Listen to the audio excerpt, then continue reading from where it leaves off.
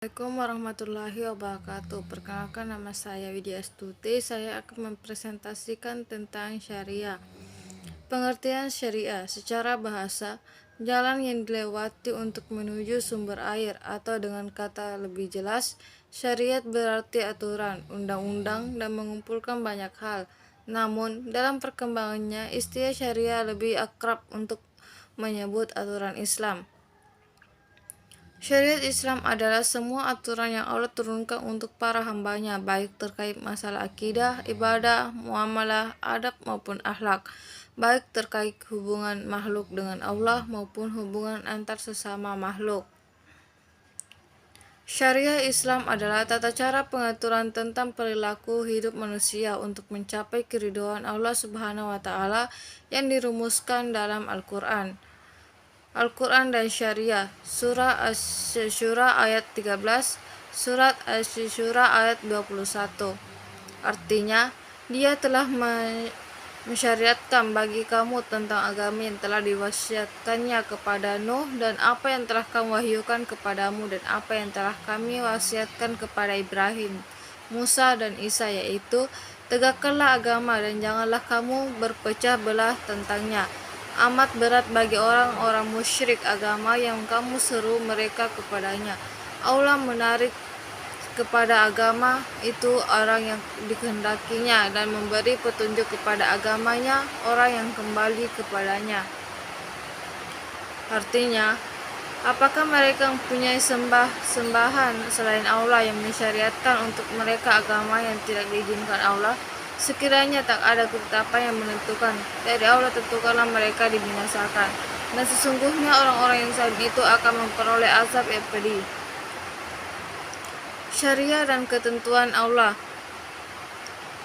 Ketentuan-ketentuan sebagaimana dirumuskan dalam syariah wajib dipatuhi. Orang Islam yakin bahwa ketentuan Allah Subhanahu wa Ta'ala yang terdapat dalam syariah itu adalah ketentuan Allah Subhanahu wa Ta'ala yang bersifat universal. Oleh karena itu, merupakan hukum bagi setiap komponen dalam satu sistem. Hal ini berarti bahwa setiap ketentuan yang ditinggalkannya atau dilanggar bukan saja akan merusak lingkungannya, tetapi juga akan menghilangkan fungsi parameter dalam komponen atau fungsi komponen dalam sistem. Contoh, seseorang menyalahi janji, berdusta, zina, mencuri, korupsi, dan lain-lain. Dalam syariah Islam, ada istilah rukhsah atau keringanan. Apabila seseorang tidak dapat melaksanakan kewajibannya secara normal, maka ia boleh melaksanakannya dengan cara lain sesuai dengan kekuatan, kemungkinan, dan kondisi, seperti sholat sambil duduk. Sumber-sumber syariah. Al-Quran. Al-Quran adalah kumpulan wahyu Allah Subhanahu wa Ta'ala yang diturunkan kepada Nabi Muhammad SAW, yang dihimpun dalam sebuah kitab suci yang menjadi pegangan bagi manusia, yang diturunkan kepada Nabi Muhammad SAW, dan merupakan undang-undang yang sebagian besar berisi hukum-hukum pokok. Al-Hadis atau As-Sunnah. Al-Hadis As-Sunnah, sumber hukum kedua yang memberikan penjelasan dan rincian terhadap hukum-hukum Al-Quran yang bersifat umum. Sunnah adalah sumber hukum Islam, pedoman hidup kaum muslimin yang kedua setelah Al-Quran. Ra'yu atau ijtihad. Ra'yu ijtihad, upaya para ahli mengkaji Al-Quran dan As-Sunnah untuk menetapkan hukum yang belum ditetapkan secara pasti dalam Al-Quran dan As-Sunnah.